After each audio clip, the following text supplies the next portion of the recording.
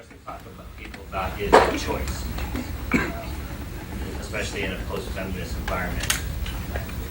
People go, oh, God, we fought so hard for our rights of women to vote or for gender equity stuff. It's a choice that you have to be sure that people describe that. Any other master want to add to that definition of slave? CC?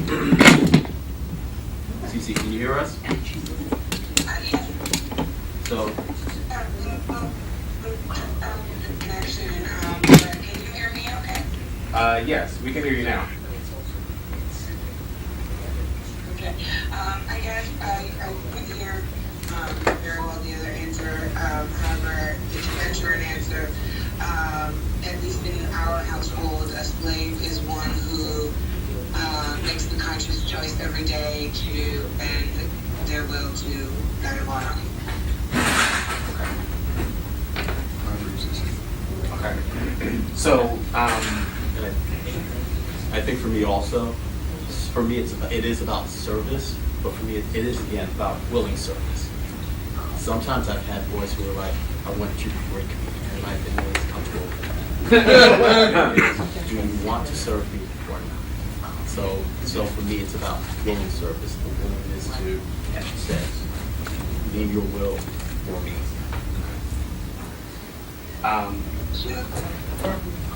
For me, it's about someone, again, who makes a conscious choice to not just bend their will, but to be willing to be shaped and molded into whatever is necessary in order for a lifestyle that is of the choice of their own.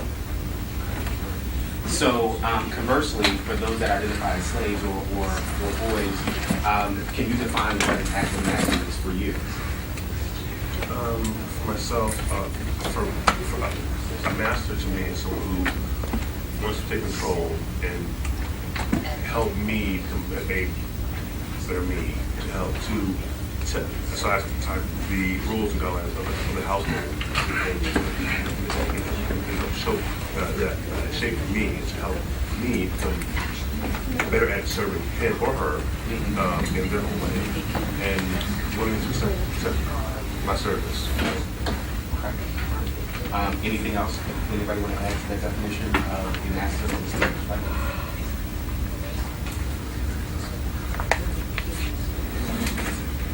That was good. How do you follow that? Well, I mean, you may be able to offer very unique perspectives that you actually. I mean, to add on to that, I'd say it's very much about them accepting my service, them as well as enhancing who I am, and basically me gaining knowledge and information from them as well. So,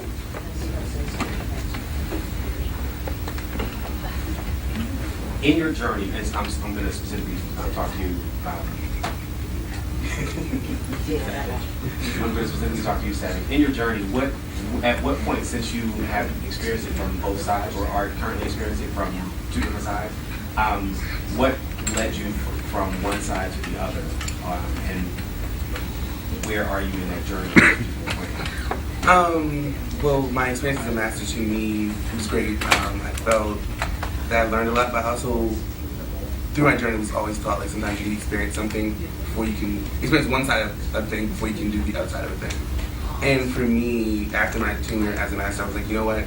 For me to get a firmer grasp on what I want to make sure that they're getting out of it as well, I should experience and have someone basically mentor and teach me as well.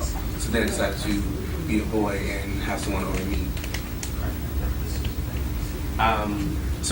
What I also want to say is, please, at some particular point, if you guys have questions, please chime in, hit your buzzers, and slap a bell or something. Okay, so how is it that we are all working adults? Well, okay, let me back up. We are all responsible adults, or at least we should be. Responsible, obviously. We're all responsible adults. How does your role as master and slave fit into your everyday life? How do you go about that? How do you manage that from the responsibilities that you have as a adult to the responsibilities that you have as a master and slave?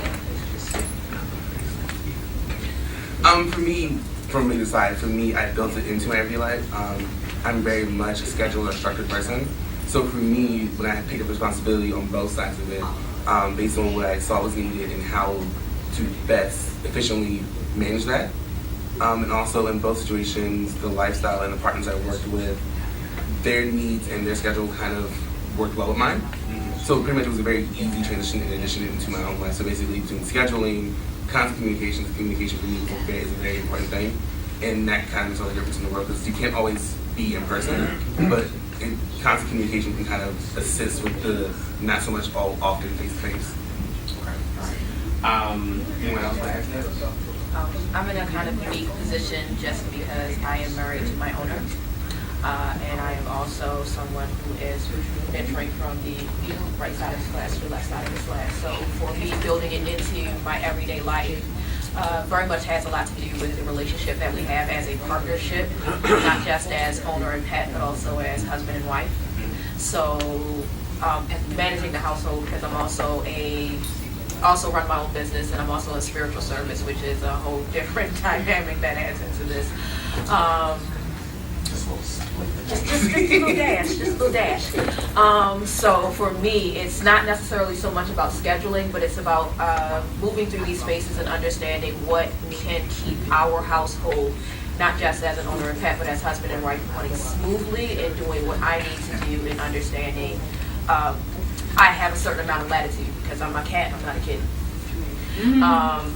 I have a certain amount of latitude in understanding that at the end of the day, he has veto power, but I am still allowed to make decisions and do what needs to be done for the both of us, for us as a unit. Okay. Cece, you had a comment? Yeah, one of the things that I found when I moved my slave in a couple of years ago was that the things that we could sustain in a week visit or even a month visit didn't necessarily translate to being incredibly sustainable in a 24/7 situation. So one thing that we ended up finding incredibly useful was that we went into a low protocol weekdays and high protocol weekends. So that we would be able to have our time where everything was as tight and intense as we love it, but also enjoy each other while we had to focus on other things in our lives on the lower protocol. Okay. So you brought up an interesting point of protocol, and I'm going to come back to that, but I think someone wanted to add to that. Yes. So I have 2 full-time jobs. I'm also the education chair of Honors in Atlanta. I'm also on like 1,000,001 panels and boards in Baltimore City trying to move Baltimore forward. And my girl, she works in the same field as I do. I don't ask her to do anything that's work related to me, but as far as keeping my schedule and scheduling events and times and things, it kind of just works. Just rearranging my schedule and it's about communication, being effective, and making sure our time together is useful and not wasted. So let's talk about protocol. So we always have this thing within the community, whether it's leather, master slave, it's always about protocol. Let's get a working definition of protocol before we go a little further from anybody on the panel at this point with this master slave relationship or that any of you are in. So that, in my experience, there's two levels of the protocol. One of them is to serve me, the things that I need done, the way I like them done. But one of the more important elements is the protocols that help create the headspace or the environment for service. And so, one of the keys is you're pretty much drawn to what you are on either side of the slash because of some innate part of you. And so helping to foster that and keep that going and to satisfy somebody on either side, the protocols help. They help you, the morning rituals, the texts, the greetings, how the greetings are done, the bowing, all sorts. It all helps keep the protocol and keep the dynamic first and foremost in the day, because it can get lost. You know, you're like the low protocol day. That's a very interesting concept, because it can get lost in the day-to-day that you get stuck in. So you get to build those things in so that we remind ourselves that we are in a dynamic during the day, begin the day, end the day, but even also during the day. So I think that's kind of, and the protocols are, everyone gets to come up with their own, but it's very helpful to create the headspace and keep everyone cognizant of this dynamic. Okay. For me, protocol is a set idea of rituals, behaviors, and expectations that bring about a specific state of mind or fluidity within a relationship. So that's how you can go ahead and have things set up like low or high protocol, because there are different aspects of these things that you actually put into place, the different rituals that you may put into place, or the different expectations of behavior that you put into place that actually can change it as you need it to do, as you need it to be to see fit to get to the goal that you want. Whether it's a headspace, whether it's a continuous running of your household, whether it's just has to continue fun. You know, there's a certain expectation of behaviors and service. Cece, you had another point to add? Sure, yeah. For us, the protocol, I was like, I speak loosely anyway. Somebody said the part about reminding us and putting that level of everything is so important to the day, especially when life is taking a big toll on us. Another thing that has come into play is that when I have my slave in high protocol, we don't speak very much. A lot of the way that we communicate is nonverbal, through commands, physical commands. On a low protocol, we have what I call a companionship service, where we're allowed to talk. He can talk to me, he can watch TV with me. That's not something that would happen normally on a high protocol time. So it's not like there's no protocol in the low protocol. It's just a different kind of protocol. Okay, all right. Someone brought up a point with crypto about something innate within where you fall on the right side or the left side.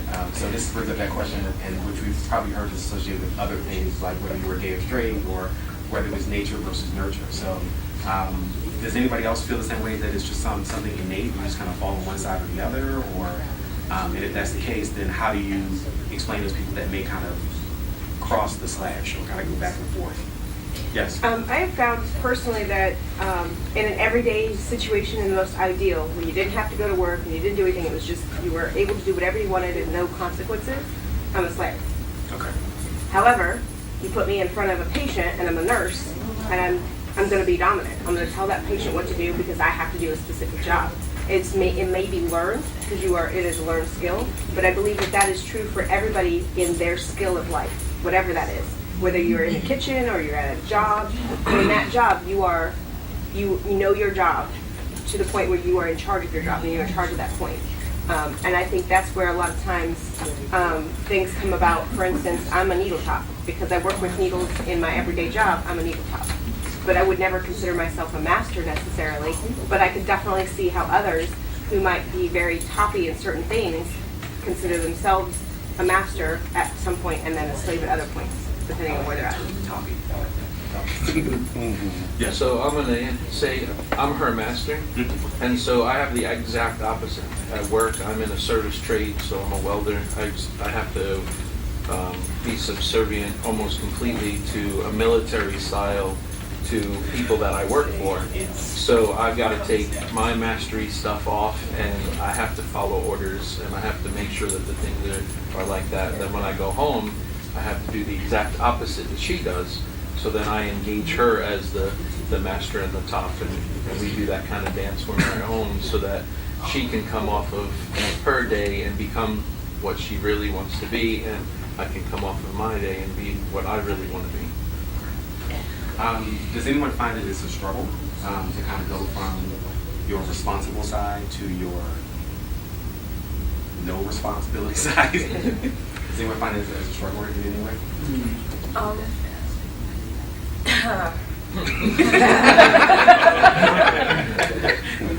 For me, with respect to that, I mean, I don't look at either side as no responsibility. I still have responsibilities as a cat and someone who is charged with making sure that the parts of our household that I'm in charge of run smoothly. But for me, I'm not necessarily a person who is the type to step back and allow others to do things and tell me what to do. So it is a daily choice. Like, a conscious choice is definitely a big thing for me. Oftentimes the choice is a little harder than others to get up and say, hey, I signed up for this, and I'm just going to shut up and go with the flow today. For me, it seems like how I choose to express one side of the slash or the other. It's not just situational. It's about what works best in that situation for the goal. Because I guess I'm much more goal-oriented than some folks would typically think. But if it's what gets the goal done, I am willing to take a step back and not be in the lead. And sometimes that goes against my first inclination to, we're going to do this my way, I'm smart, just do it. And to have to actually roll that back and catch myself and understand that there's a goal that needs to be done, my emotions and my pride does not count in the midst of getting to that goal. Someone else had a comment, but I want Cece, did you have a comment as well? I'm sorry, I thought I. Oh, I was just gonna mention that one of the elders I was speaking with recently said that every year she and her slave take one day where they switch, and that the empathy that she gains in that day is priceless. And I thought that was wonderful. It's something that I've considered integrating in some way into my household, because it feels like that might be a really interesting thing, even for folks who don't come across this path necessarily from a natural perspective, from a desire perspective. I think it can be useful. Okay, that's a beautiful point. Someone else had a comment, that's a beautiful question. Sorry. Sorry, morning. I think this is about just changing evolution. And some people, myself, started on one way, and in me, I'm someone who's like, I'm curious about things. I'll just try and yay. So for me, I was a full submissive who had be flaws, but I also thought, what does it like to be Phil's father? And so it kind of, Will's kind of try this out. So I started learning how to go one, and then how to spank, and then how to do certain things, or be a handler to a puppy. So I figured, what's it like to be on that side? So I've enjoyed after you kind of learn how to flog and be a handler to a puppy, because for me it's a different headspace than just being a submissive. There's also being in control, and it's also about the aftercare, which to me is the biggest thing. I love giving aftercare. I love flogging and all that, but I love giving the aftercare, a good scene, of a good coming down from that for them. So I kind of learned to kind of be on this side just a little bit. Just a little bit. For me, for the work and home transition and both sides of slash, for me, the thing that makes it easy for me is there's still some sense of control. Even in my service, I am in charge of running the finances, running the household, running the schedule. So I have control over those things. Now, granted, it's based on what he wants and what he needs, but it's still, I run that. And then on the other side of slash, of course, you run everything. So so for me, the thing that allows me to slide between the two is that sense of control. I have something that I'm managing, I have something that I'm taking care of. And whether it's a form of service taking care of something, or having someone do service for me, but still managing their time and how they do it and how they perform it, it's still that little bit of control that makes it easy for me to slide between both sides. Okay. All right, thank you. So this is our debate in what we do. This debate is the debate. What's the difference? What is it innate? Is it something you learn or something? But I'm going to try to create a little distinction here. We've clouded some of the issues back and forth. We use words like control and execute, do and toppy, and just to kind of relay some of the groundwork here. Being a master doesn't require you to demand or order every little thing done, every task done. Being a master means you lead. You lead the dynamic. It doesn't mean you have to do it. It doesn't mean you have to order every single thing done, because you're leading it. You're not managing the dynamic, you're leading it. Now, you can leave the managing of the dynamic to the right side of the slash. And I think what you do, and part of being a good leader from our business life, is when you have someone with a talent, you're going to exploit that talent in your service. And as a leader, your ability to identify those talents to make your life and to make your household work better is the calling as a leader. So if I have someone who's as organized and whose business acumen is going to benefit the household, I'm going to exploit it. I'm going to say, I want you to do this. You get to decide when to do it. You get to decide how to do it. Yes, I get veto power. I love that expression. But I'm leading it. I mean, I don't have to make every single decision during the day. If I have to make every single decision during the day, oh my God. Why am I leading? When do I get the day? What's the point? So that's a certain. So I think sometimes, yes, just because you do a lot of stuff and you make a lot of decisions, it doesn't mean you can't still be on the right side of the slash. It's the service for a greater cause, a greater purpose, such as the house. That's your calling, not doing every little detail as you're told. Okay. There was a panel here that was actually facilitated by Sir Guy that was managing for being a master for those who don't like to manage, and it very much so speaks to that whole idea of setting up, understanding who you have with you, what talents and characteristics that they have.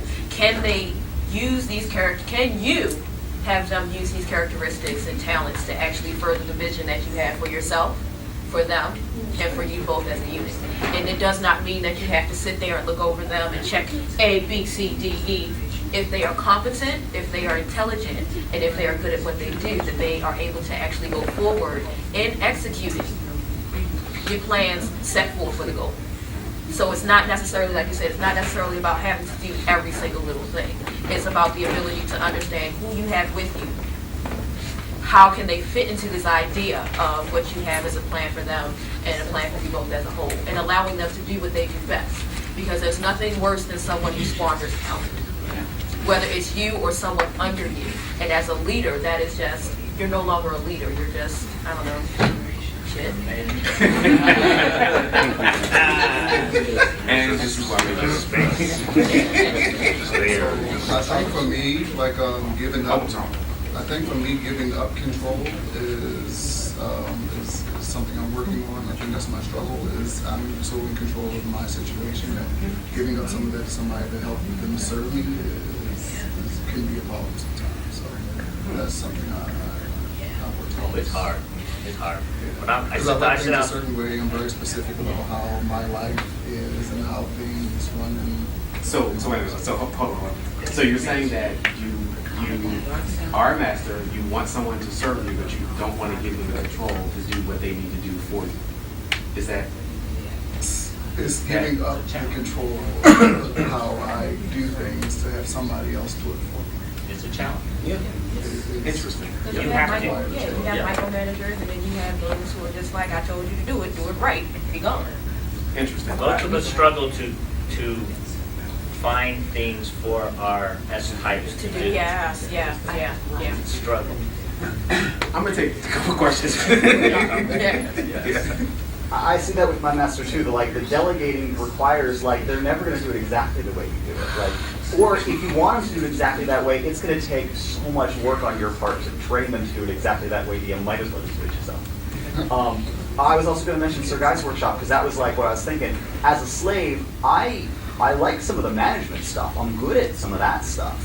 The leadership stuff, I have absolutely no inclination towards any of that. But I sometimes I like being in sort of a middle management kind of, and I find fulfillment in a mentorship role. But the more higher end leadership stuff is just not something that calls to me. That's not something that's in me. I was going to say that some of the terminology that we've heard is accepting service. How hard that is. I mean, it is really hard for all of us to accept service because, you like your things a certain way. The only person who's really going to do it that way is you. Okay? And so I found it very difficult to, I have 4 slaves and they're all a lot smarter than I am, and they're very accomplished in their fields and they're amazing human beings. And I know that if I say you have to, and I do all of these things to delegate all of these things and all of that stuff, they're going to do it a lot better than I do it. And it's very hard for me to sometimes accept that and say, okay, well, I accept the fact that you're going to research this thing. And when it comes out on the bottom, that research will be phenomenal, where I would be clicking and then I'd switch over to porn or something, You know what I mean? Like they'll do whatever that thing is better. So I have to kind of eliminate my ego and say, look, you know what? I'm going to take this and you got it. Just, you know what the outcome is that we're looking for. You got it. When it comes to buying stuff, I just let her do it, because she buys it and she researches 40 places and finds the cheapest price and saves me like $300 on whatever it is, right? I could never do that. I click, I'm like, cool, that's awesome, I get it. And I just wasted $40 or whatever, So for me, the hardest part, and you were saying it in a different way, but it's having a difficult time accepting that service, I have a question that's related to that MS dynamic. I consider myself I'm a complete switch. So I was wondering, is there stigma among the MS community for those toward others who are able to straddle the fence? In other words, do you treat each other differently, or do you take issue with people who you find can be, dominant in one scene but submissive in another? Myself, I am, like I said, I'm a complete switch, and my criteria is usually experience, like your resume. But I kind of liken that to my job. I am middle management, so I am extremely comfortable having a team of people that I'm over, but I like having a supervisor as well. So I was just wondering and I find that in the community, I am sometimes stigmatized, because if someone sees me in a dominant role, they take issue with seeing me in a submissive role. So does that play in your community? So I'm not saying that's anything that bothers me, but I'm just saying that in the community, in the MS community, that is a debate, that is an issue. People who are switches, and on the MS dynamic, not the other one, but MS, go back and forth, there is a certain amount of looks askance, clutch the pearl sort of expression. And just to highlight that, I'm just going to give an example. Mass chapters are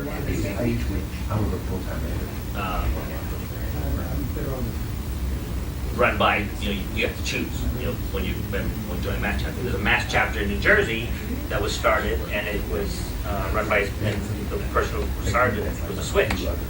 And people left that chapter and started another chapter. So I'm just using that to illustrate that yes, it's an issue for people.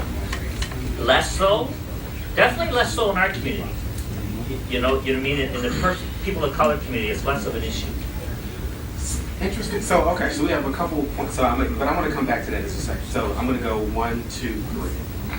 Okay, so in our community, we have MS Circle, where we all get together, and then the M types go to one room and they have discussion that is M related, and we have S types that go to the other room and they are S related, and then the switches are forced to choose one or the other, because it's not an MSS where there's a switch room also. They sit there by themselves. Now you get to choose, of course, but once you choose, you're locked in, because all of the secret things that the M's can't know happen in the S room, and all the secret things that the S can't know happen in the M room.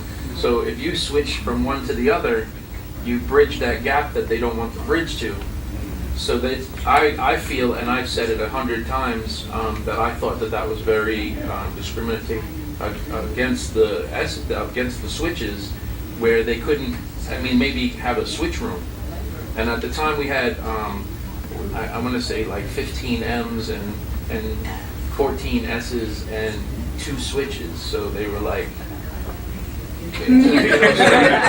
They kind of like looked at each other and they spent a long time debating, well, do we go to the M? I mean, which one do we think we're gonna get the most from? And it really felt like they were hurt by the fact that they couldn't, like, I'm submissive and I'm having submissive issues. I want to go talk with submissive, and then, well, this time I was having M issues, so I want to go over and talk with the M's, but they were not allowed to do that. Okay, all right. So I'm gonna come back to the question. So I had 2, 3, and 4. Exactly. So okay. For me, some of the issues that I had to deal with within the MS community don't necessarily stem specifically just from being someone who is working on both sides of the slash. It has a lot to do with assumptions by my physical appearance, and seeing me in a space or in a dynamic where I am not necessarily presenting as that. I kind of get pigeonholed, and having to deal with that. I mean, it's whatever. I'm halfway used to it. Y'all a deal. I have been to MS Gathering, and that was the only place that I have been that actually had a space for switches, and it was so refreshing to be in there to actually speak amongst people who understood what it's like to have to explain to someone. If you're in service to someone, having to explain to the person who wants to be in service to you, like, yes, you answer to me, but I still answer to someone else, and having that understanding and talking about the problems that you have with that. And we spoke about that a lot when I went to the MS Gathering in that room, about having to deal with the stigma that comes along with it. Oh, you can't choose. It's kind of like how people treat bisexuality. Oh, you can't choose. It's either one or the other. It's innate one way or the other, and you have to make a choice. And it's like, no, I can do whatever the fuck I want, whatever works best for me, whatever works best for my relationships and my dynamics. So I've definitely seen some of that stigma. I've definitely seen it on a personal level with me. It doesn't necessarily bother me because, like,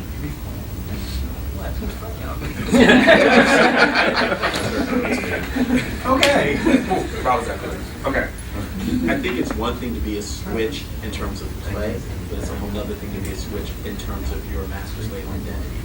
On the one hand, because I identify as a dominant, I identify as a master, that's one thing. But when I also admit that even as a dominant, in terms of my play, I do both. I top and I bottom, and I think for some, that's where for them, and I want to be clear, for them, that's a disconnect. But one of the things, and for those of you who know Theo Storm, one of the things he and I would talk about all the time is that we assume that because someone bottoms, that they're submissive. And one of the things he taught me was, no, I may bottom in terms of sex, maybe sometimes in terms of play, because that's what I want. So this is about what I want, what's where it should be. So I think for myself, that's what helped me kind of understand some things. But I think in the larger community, we don't, I think, have that larger understanding. We think based on, and I'll say as a man, because of this, and because of how I present myself gender-wise, the assumption is I'm already a dominant. So that's one, and I can navigate that because I am. But I think there are assumptions that people make based on how you look. And then if people see how you play, many times or most of the time, there are more assumptions that people make. We don't allow for fluidity, I think, and that is a problem. I think it's the difference between top and bottom. The tops give action, bottoms take action. It's dominance, give authority, plus action, submissive, receive. So I think in MS space, there is just all come together. There should be no separation as far as, like you said, play and dynamic. So this point was brought up, and which is one of the main names of this particular conversation. So as POCs or people of color, and being in the MS community, somebody touched on this a little bit, as well as Rod, about some of the obstacles or barriers that you have faced within the community. So you're looking at how you present yourself, your skin color, or your side of the slash. Are there other struggles that you've had just based on that? Where you fall in the slash, or for any other identifying factor? And I'm going to go down the line. 'Cause I won't ask you no more. So I'm laughing because Tiffany is one of two people that I absolutely love, and the other one, Tiny Dancer, is not here. So she unfortunately set the place on fire as well. So I'm just, go ahead. I'm sorry. I have faced difficulty being black and being my size, being in service to someone who's white. There has been much of a lie, and it gets really, really repetitive to constantly give your response over and over and over and over again. And I did for almost 3 years. So old sir was a white man with a country accent. So, Southern boy, cowboy, and a black man. So there was what's this? Like, what's this cowboy? Is there a thing, like, questions out the was it's like, oh God, okay, so, it's not this, it's these things. And it got to the point where I just got so tired of having to explain constantly, no, I'm not that slave. There is no, cotton picking, chattel slavery. There's no, slave ship. It's not that. This is an artisan thing. It's I go to his house, I cook, I clean, it's a domestic service and also you sit down and watch TV. That's all. That's it. So there has been some stigma as far as like the skin color, and I mean, me being a tall person, I get off that, I assume, that dominant, that strong, like, he's a man. It's like, I'm a little person, I'm just a little puppy. So this is who I am. Really? Yeah. I couldn't get my master. Listen, there's so much love in the room right now.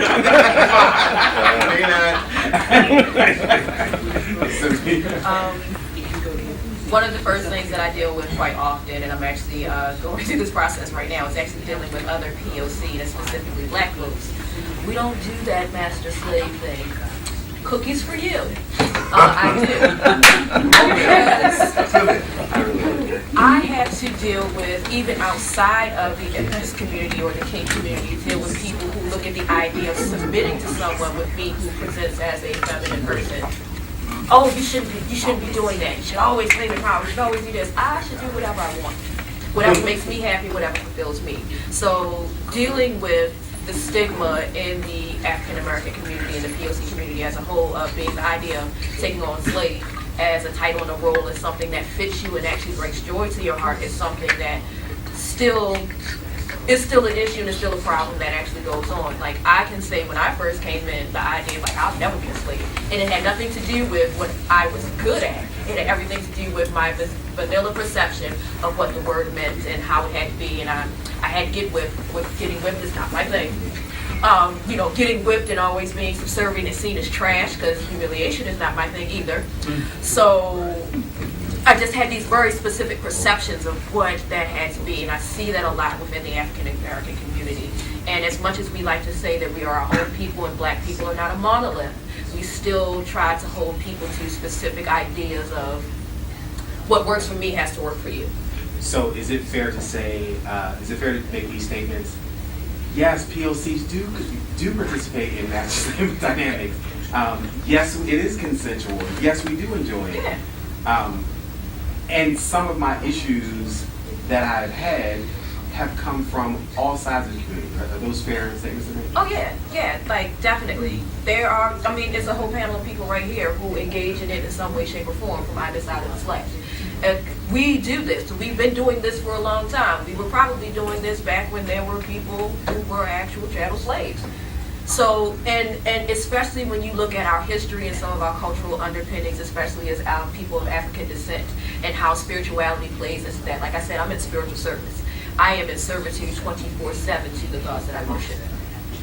So there is always an element of being in service and in servitude intertwined in a lot of the culture that we have. It's just this idea of what happened along with the feminist movement, that pushback, and sometimes that pushback goes so far to the other end that we try to pigeonhole people into, we have to do this in order to completely get rid of that. It's like, no, we don't. We have to allow people space to choose. The other part of it for me is I am non-binary. People automatically assume, because sometimes I feel like dressing real pretty, that I want to be a submissive, or people see me and they automatically expect that I'm going to be this femdom and I'm going to like grovel at my feet, which is nice because I like giving humiliation. But it's Let's be clear. Yes.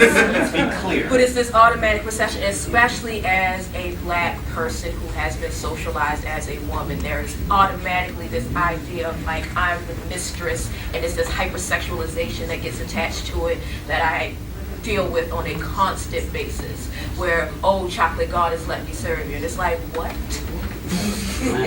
What? Can you smell chocolate?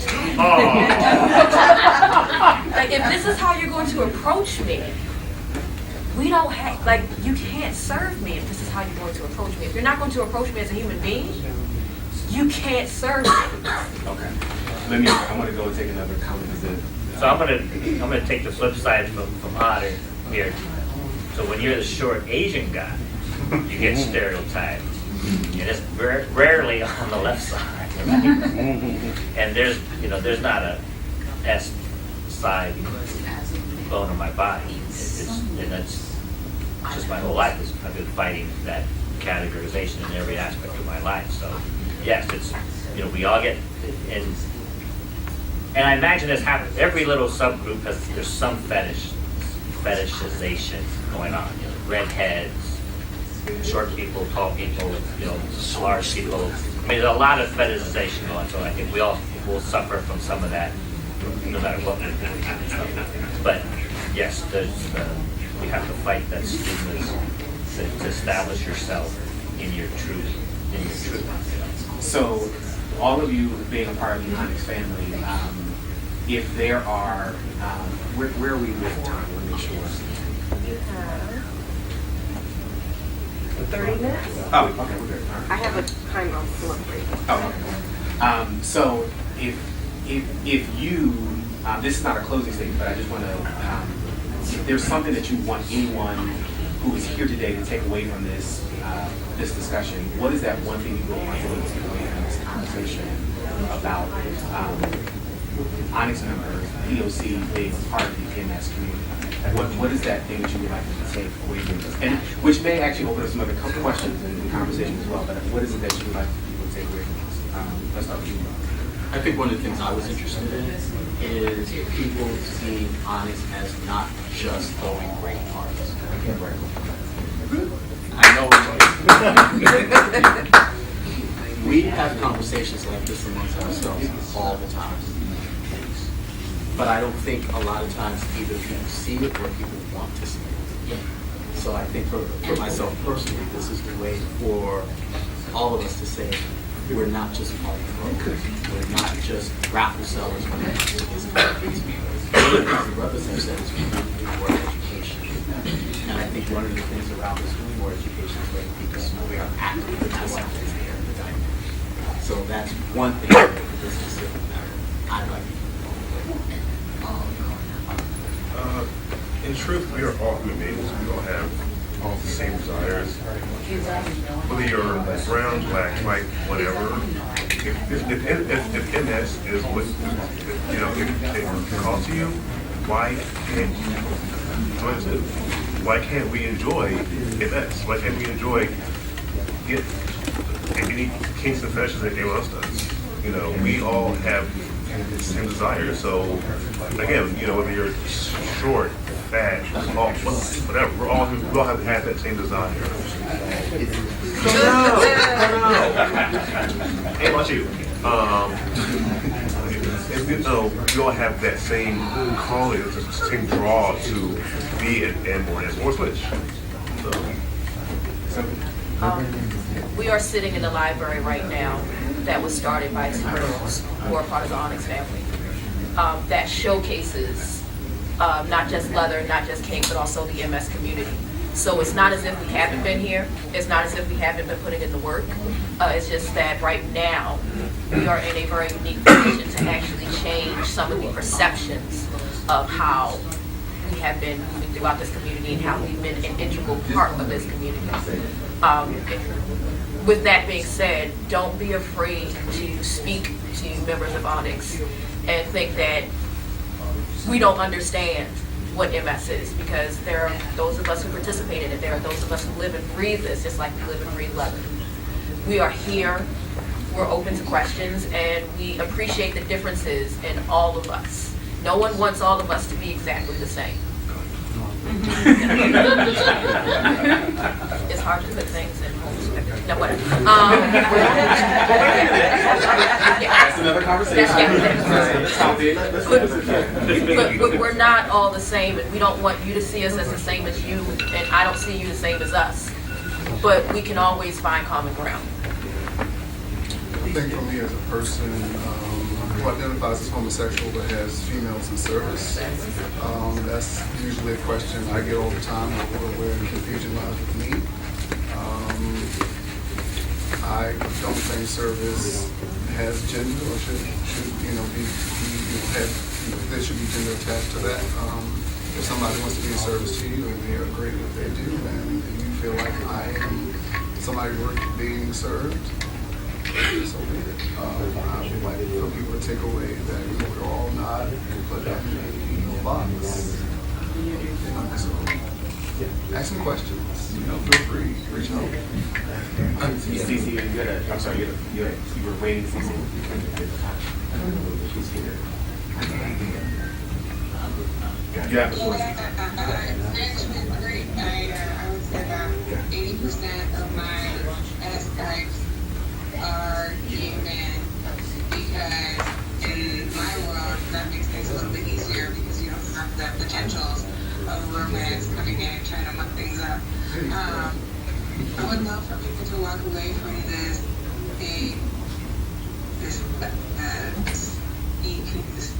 panel.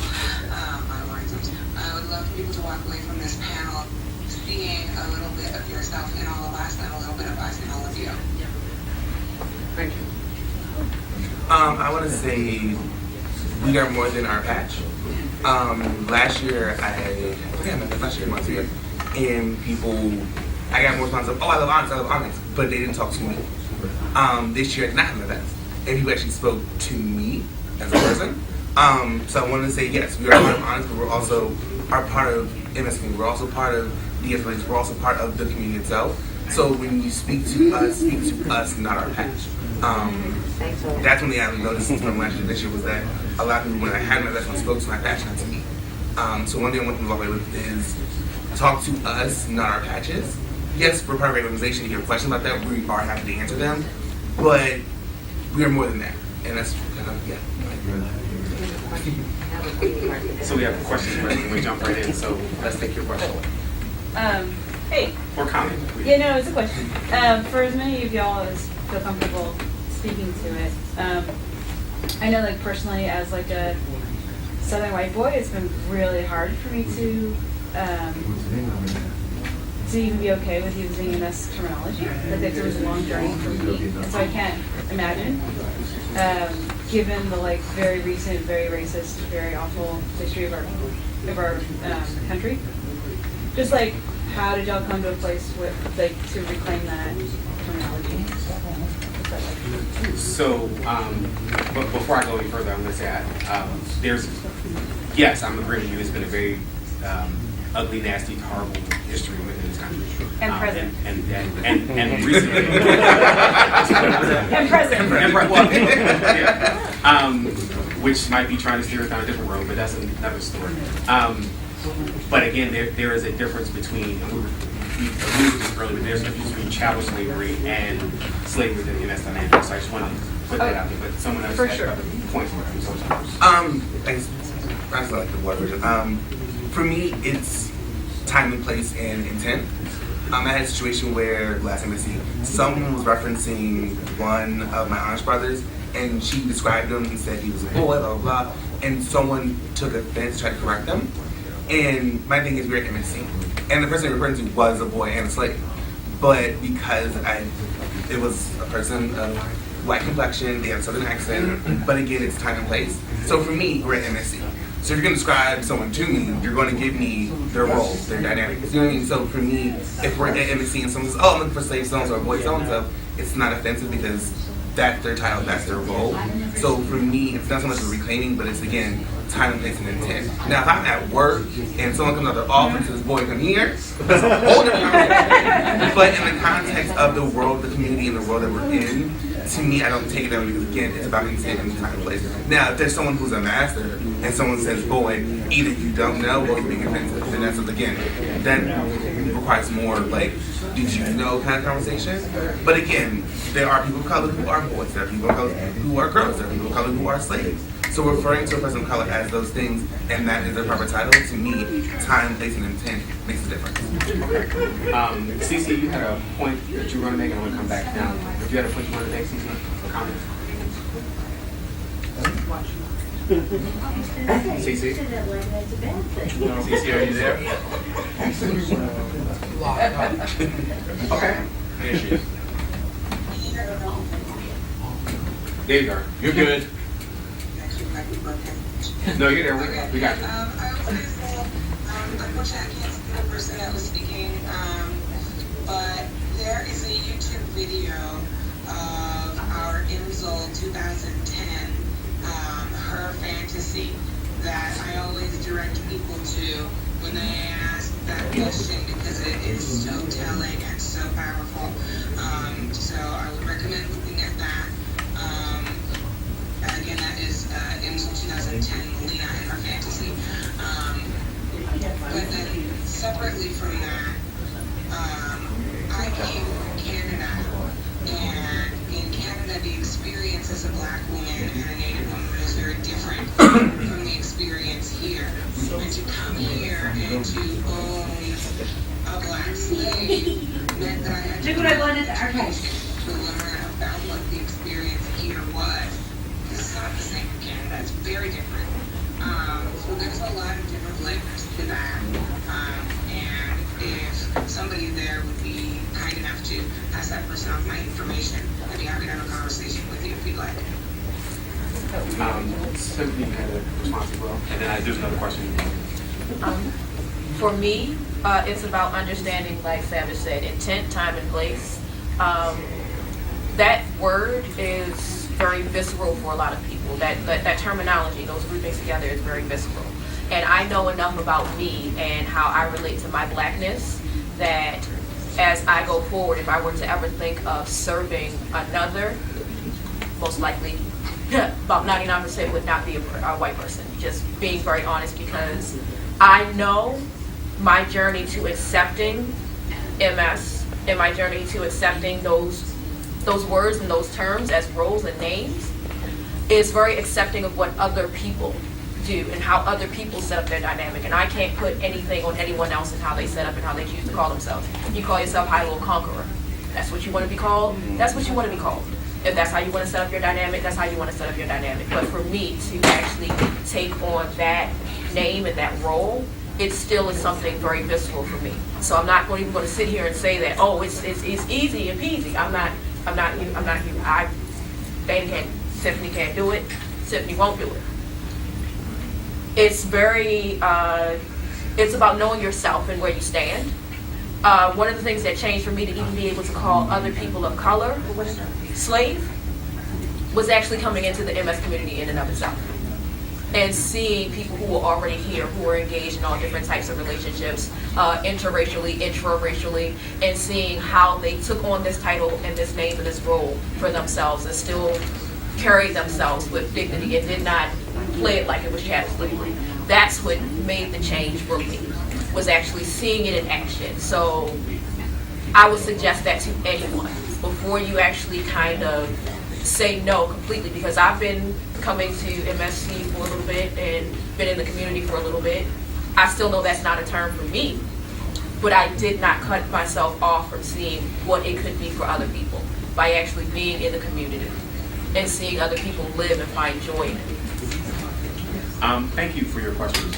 Well, let's not get past, there is pretty much an annual debate in the community about the terms. And that's why you see a lot of times up in the Buffalo area, authority-based relationship is a phrase that's used more often. Authority-based relationship. Right. You could, and then depending on how deep your dynamic and the kind of protocols you're going for, 1950s household might very well address how you want to approach that. Depending on what your dynamic is, that could address it, take it in hand movement. So there are some other people that are trying to find a way to navigate the loaded language. There is a black master who actually has a black person on the other side of the slash, and he actually calls her a servant. So it's master and servant. So there are still ways to engage in this and not necessarily use that term that might be loaded or traumatic for someone else.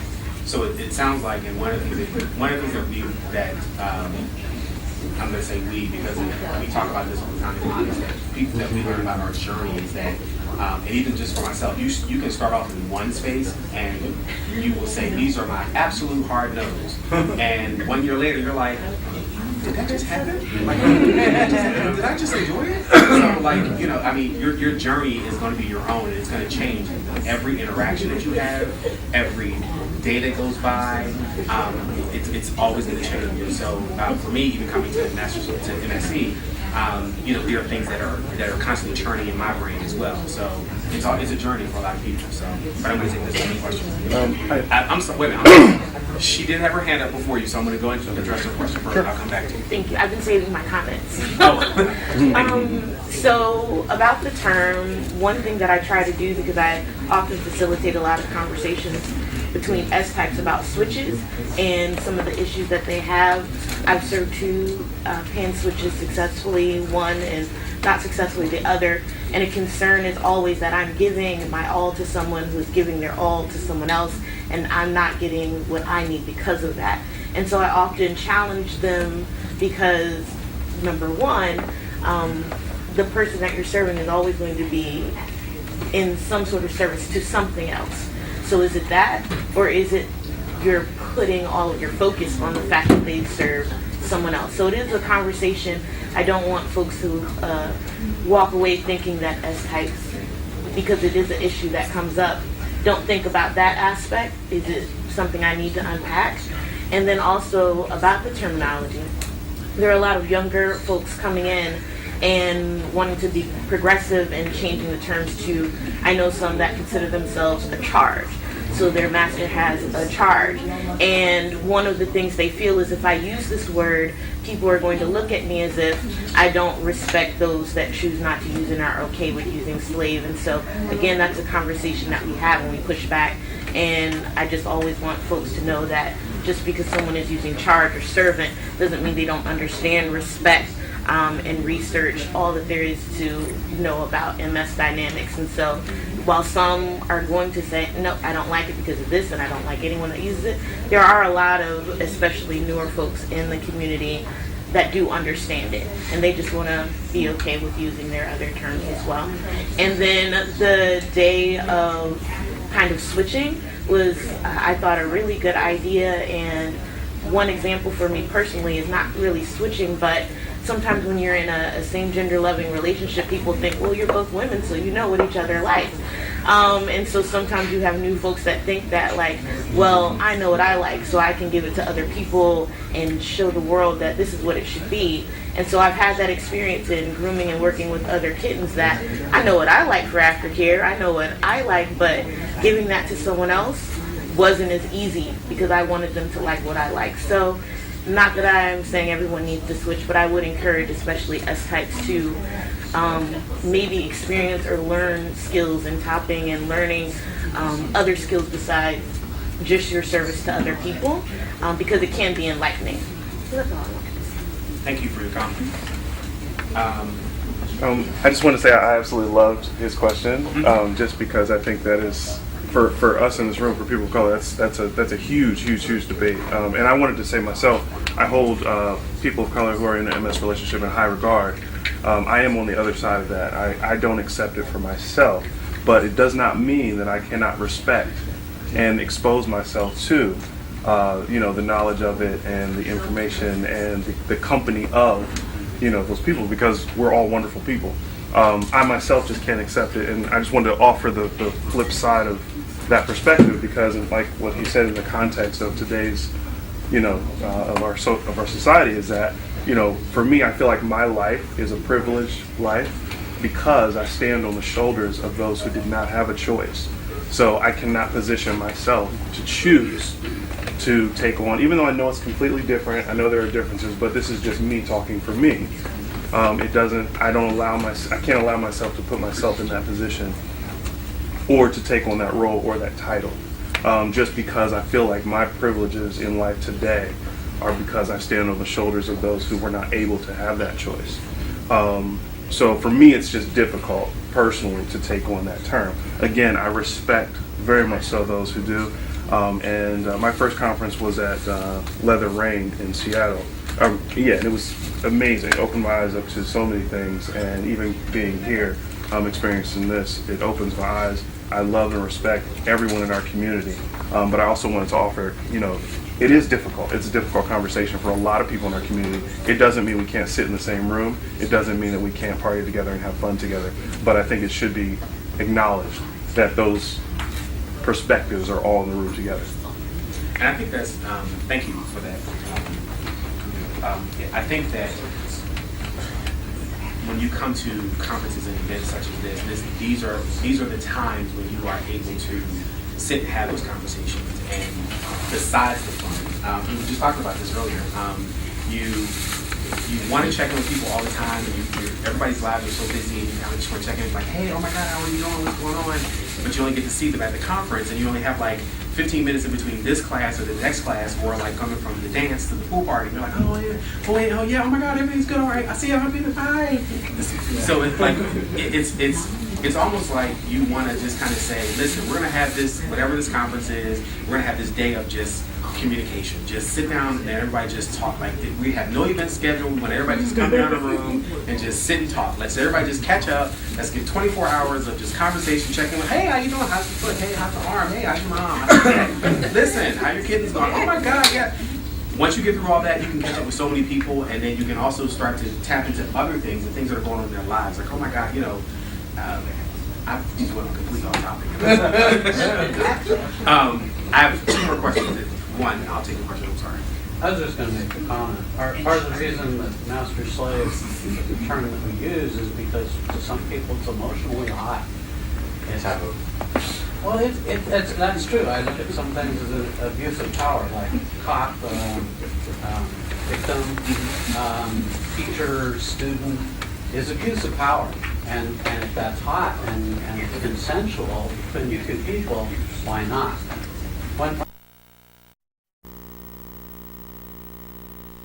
Look at intent and impact, because it matters. It matters. Someone calling you slave or boy at work means something. If they put that in your contract, that means something.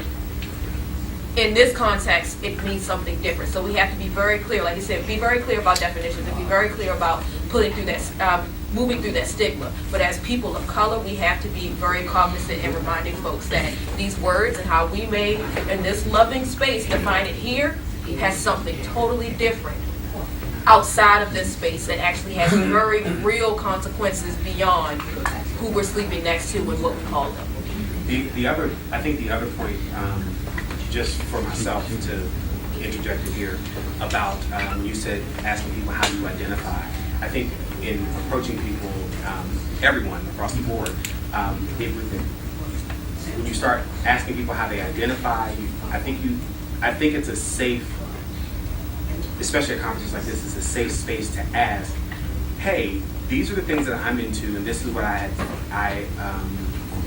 like to call people that I may be in a dynamic with. Are you okay with me saying this, this, or this? Or calling you or referring to you in this, this, or this? Because just like in this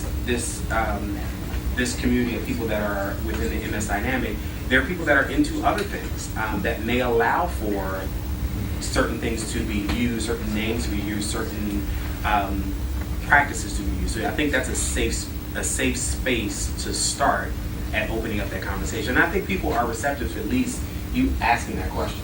I think at first it could possibly throw some people off and say, well, why would you? Wait, you know what? I appreciate you for asking me that question. And then there's a response to it. So I think that might be a safe space to start in that first. So I think when talking to vanilla folks and trying to explain to people about your dynamic, I don't personally use the term master and slave. I'm sir. So when I'm talking to a vanilla person and I have somebody in service, the conversation really gets heated because, especially when I'm talking to a person of color, explaining that I have a submissive and I'm a dominant and I'm a sir, and well, how can you be that? Like, how can you have somebody serve you and be? And I mean, look at slavery, man. And you got to explain the difference between DS relationships are this. This community does this. We are not, even though there's a slight wall between what you think a relationship is and with how our relationship works. And that's just a constant conversation that, is constantly having to defend yourself against the world, I guess. This is a safe space, and it's easier to communicate with folks in this space, but stepping out into the world and trying to have a dynamic, especially for 24/7 and the 24/7 dynamic, it can get taxing. So I'm going to take your question, but I want to ask this other point as well. Touch on a little bit. My question is this.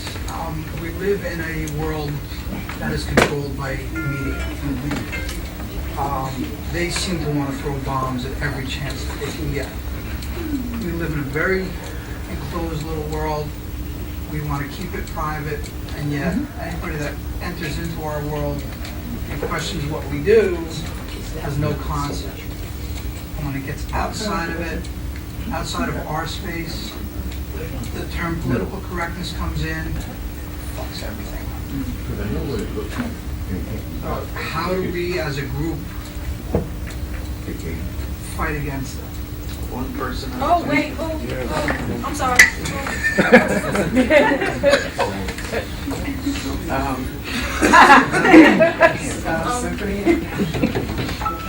I do not want to fight against political correctness per se. I want to fight against people using words like trigger just because it makes them sad, because my triggers actually have to deal with my PTSD and not because, oh, someone hurt my feelings today. Fuck that. But I do think that, like I said, words matter. They matter to me, they matter to you. Words matter. And we need to, we always say sticks and stones may break my bones, words will hurt. And I will hurt you over certain words. It's that simple. So we set up this idea of philosophy, this ideal and this philosophy of how we want things to go. And then it meets real life. And we cannot at any point sit up here and say, well, I have these ideas and this philosophy, so we should be able to say whatever we want, we should keep it private, we should do. You can't say whatever you want. I mean, you can. But you have to be willing to deal with the consequences that come with it. If I call someone a slave and they're not a slave, whether it's here, in this, and there are no safe spaces, there are safer spaces. That's why I call this a loving space, because someone can even fuck up in love. Yeah. If I call someone a slave here who is not a slave, which actually happened to me this weekend, that is still something that I have to address. It's not necessarily because it's politically correct or wrong or incorrect or big. I still have to address these words and this intent and these ideas that were put on me that I don't accept for myself. So I don't think it's necessarily changing the terms, because all of us up here, even every single person on this panel and every person out here uses different words. We're all never going to agree on what's a good word, what's a bad word. Different people, different levels. But there comes a point where we have to be willing to say, hey, there are some things that are emotionally charged due to history, due to context, due to this, that, and the third, where just for right now, or outside of this specific people, what I say in my home, I'm not going to say outside of my home. And I think that that's something that we need to actually, why do we make things so binary? Why is it always, I absolutely cannot say this, or I absolutely cannot do that, or I absolutely can say this and I can do whatever I feel like? I mean, you can, but there are consequences and you have to deal with that. I think coming to the idea of fluidity and levels and understanding that goes a much longer way, as opposed to the idea of PC culture versus fighting against PC culture. I don't know if it's politically correct, but when you're talking to me, choose your words wisely. So I will call you. So you can call it whatever you want, play correct, choose your words wisely. Okay. I think there were a few things for me. First of all, when you started talking about private spaces, one of the things I want people to remember is that, first of all, this is a public space. And even when we're talking about social media, that's a public space. I don't think there's anything wrong with engaging folks about these things politically. I do not dismiss politically correctness because, to be honest with you, at the heart of political correctness, one is a chance to really confront history that we usually don't want to confront, don't want to admit, don't want to acknowledge. That shit happened the way it did here in this country, and it's had reverberations ever since 400 years later. So that's the first thing. The second thing is political correctness is not only about telling the truth, but also about respecting who and what, where people are, because racism, sexism, homophobia, heterosexism, classism, they're all real things, whether we want to acknowledge that or not. So I would say to anyone who wants to get on their soapbox against politically correctness, my response is, well, who called you on what truth that you have a problem with? So that's really what, and what this is about, I mean, to be honest with you, being kinky, being leather, being MS Dynamic is really about challenging norms. And I think one of the things also is we have to embrace that publicly and privately. We are going against the grain here. Especially as brown-skinned folks, we are going against the grain here. So I'm going to interject here. Sure. And this is opening up another can of worms. So I am not 21 anymore. Just letting you know. I appreciate that, but I think we might have to extend this around. As long as you want to. Thank you. But I am not 21 anymore. So how does age play into into this whole thing that's dynamic? And because in most of our panel, well, it's dark. I love that band. So most of our panel is I think is it safe to, well, not most of our panel. Some of our panel is some of our panel members are millennials. Some of them are also delusional. But how does age play into this, into the whole idea of into the MS Dynamic for especially if you are a younger person dealing with an older person, or as an older person dealing with a younger person, how does that play into? I'm 62, so that's where I sit. You said if you believe. If you believe that I'm younger than my age, so be it. But I'm 62 years old. Okay, so the fact that you're 62, how does that work with you, or against you, or for you, or how does that even come into play into any dynamic that you have with your message? People would expect that I have a greater level of experience. Okay. And yet I'm learning just like everybody else is. That's why I'm here. So, Cece, hey, welcome back. Thank you. It's interesting because my slave is a little bit older than I am, and my slaves are married to and live with. And as his body has become something that he struggles with, something that is constantly in his way, is a constant. He's had to have a few back surgeries. He had to have a hip replacement. And suddenly I realized with gratitude that this was a chance for me to learn about how to give him a sense of value outside of what his body could provide for me. We had spent so much time focusing on his masochism or his ability to do certain types of service, and as those things became less possible for him, I realized that his sense of self-worth was suffering a lot, and that was my job as his owner to fill him with other means of having self-worth that wouldn't be restrained by his body functions, or his body's ability rather. So I think that's something we need and keep the expectations that we had when we were 20 on ourselves. Thank you for that, CC. Which I don't know. No, I For me, both my former slave was older than me and my current slave is older than me. For me, it doesn't really affect much, besides historical context and movies and music and whatnot. Like you did mention how part of my service that I have made charge of is maintaining his health, keeping an eye on certain things, appointments, planning things. So I think with age, sometimes it does affect service in regards to that. Because again, with my son, his health, I do keep a lot of different things. I'm a nurse, I'm a therapist, all that good stuff. But again, that's the only thing for me that age really applies to. So I'm gonna jump forward for a second. Crypto, Be careful with your words. So that might just listen, you had a comment, and I'm coming to you because I would like to hear your comment. Thank you. As a boomer, age is an issue. There are things I do now that I have to adjust and stuff. I just played soccer yesterday. I'm very sore. It hurts a lot. But as it enters the MS, the good and bad, right? One of my slaves is retired. It is. Everything gets done. I get all 24 of her hours. So that's, at this age, it's kind of nice. I have a full-time, truly full-time. So that's a benefit.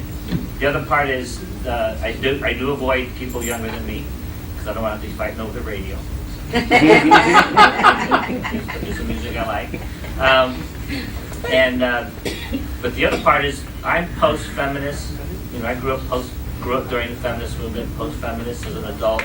So some of the language, some of the culture, some of the issues you have to be careful of because these women grew up in my generation like you could be the best. Women's lib, they read height report and all this sort of stuff. But they also had traditional 1950s household parents and families. And so what the biggest thing I learned when I with my female slaves on the pan side is they kind of yearn for an authority-based relationship like they had. They saw their mother and father have, while still struggling with the fact that they should be strong, independent. And so that's the generational thing that we have. Millennials may have less of that because they might have had parents who both worked, both were strong. There wasn't any authority issues between us. So that's. So here's what I'm going to do. I've saved this comment because I know love Symphony for it before she even says it. So I'm going to take this comment from Symphony, and then I'm going to also ask after she finishes in a very brief comment. I'm going to ask for one or two closing words from everybody on the panel about your role as a member of Onyx, being a POC in this MS community. So just mull that over for a second. So I'm going to start with Cynthia so she can respond to the age. Very brief statement. Brief. For me, age comes into play. As Crypto said, health is an issue. I am a disabled vet, and the older I get, even though I am still fairly young, that comes into play what I'm actually physically able to do. And also, like you said, with mindset, when you're dealing with people younger than me, I'm kind of in between millennial and Generation X. So I am in a weird space where I can kind of connect to either one, but I actually find myself more drawn to younger people because of the values and ideas that I have. It actually works better for me to actually connect with them. It's still weird. They're still funky. I don't know, whatever. But that actually, that's the big thing for me with age. And also it comes into play with where I'm at in my life right now, especially being married and kids are involved. But the older you get, the more moving pieces you have to put into play with your MS typically. So there's a lot of that to contend with. And some younger folks don't get that or understand that. So I'm going to jump around the panel real quick because I think some people may have to jump to other things. Okay. So, Crypto, let me get your last comment on this. So I joined Onyx a couple years ago because being a person of color and even Asian, at least in this community, even a smaller group, I didn't see myself, obviously. And I saw Onyx here doing a raffle ticket. still my first booth of balls raffle ticket mine. And I said, well, it wasn't much money because I'm kind of short. Anyway, so I saw that and I said, oh my God, you know. And so when you see people of color react to the fact that they see other people of color, it's genuine. It's because we don't see ourselves, and when we see ourselves, we're moved to it. And it's not a comment about white people, it's a comment about us. And so don't take it personal when you see us congregate, when you see us gather, when you see us want to have fellowship. It's not because we don't like you, okay? But we work, most of us every day, we work in an environment where there's no one that looks like us. When we're riding on the bus or the train, there's very few people that look like us. And when we went to school, there were very few people that look like us. So please allow us this safe space, this fellowship space, and not resent it. And that's what I would ask. Thank you. Cece, before you have connection issues, I'm going to ask you your last comment about Onyx and the EMS dynamic. Thank you. Again, to mention, I've been in Canada to this lifestyle, and things are very different here. Being a member of Onyx has given me a platform to be able to say, yes, Black people do that. Yes, Native people do that. I want to always be out and loud and proud, and I wear my patch proudly to show that everything that I do, we do, and we need to have no shame about that. And I want to continue doing that, and thank you all for having me here on this panel today. Thank you, Cece.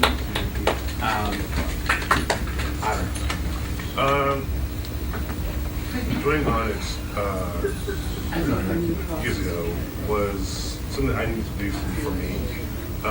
And since then, I've gone to different other events and spaces. And so, like you said, you know, when we congregate together, it's not to ignore. It's just, oh, so I'm Black, yay. But also that it's, we are, I am. As you, most of you here know, you see me, hey, how are you doing? We talk, how's your year been? I'm outgoing, I'm social. I know many of you in here.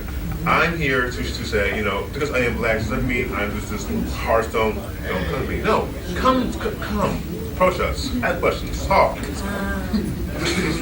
Drink, food, play, whatever. We're here. Hi. Thanks.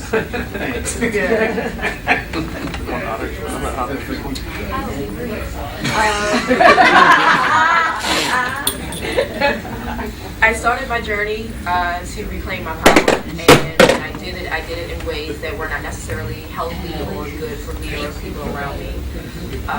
Through this walk and actually being in the MS community, being in the leather community, and joining Onyx, I have actually found ways to uncover my power and uncover my love of things that may be a little taboo or be a little, misunderstood by those outside of these particular communities. And when I come into these spaces as a Black femme, I am very much looking to connect with my skin folk, but I'm also looking to connect with my kinfolk. So that's very important to me, and that's a very big part of my MS journey. That's a very big part of my power exchange journey. It's not just connecting with those in dynamic that I'm in dynamic with, but also connecting with the community at large. See, my name is like brief. My, I guess, last parting words, go back to my original words. See me, see my patch, but feel free to speak to those.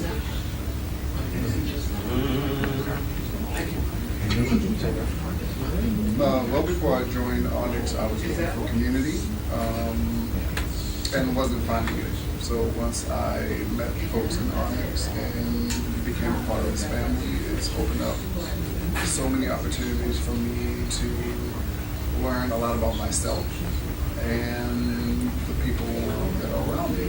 So I want to continue to do that. I want to continue to educate folks, and I want to continue to be educated. So come see me, talk to me about any and all things.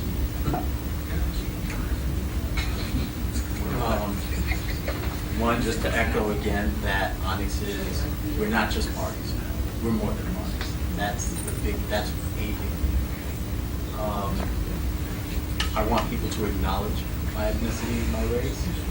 I don't want folks to get stuck on my race. If I just stay the hot black guy, or if I just stay that Onyx guy, we have a problem. We can acknowledge it, because I don't call y'all, oh, y'all that cool white folks from MSC. I just say, this is my tribe at MSC. So that's another thing I want folks to think about. The third thing also is I want to represent the people who are emerging.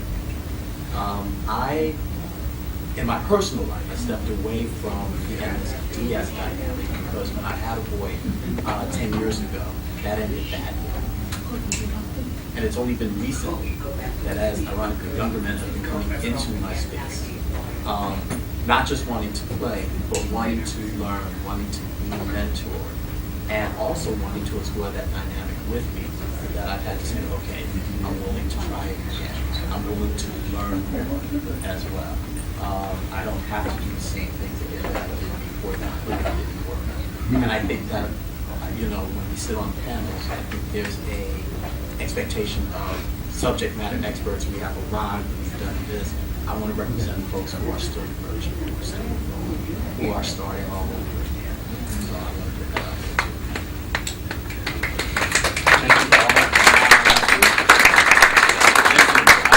My closing words are not even some, resounding, lasting words of wisdom or whatever, but thank you all for having us. We are always here.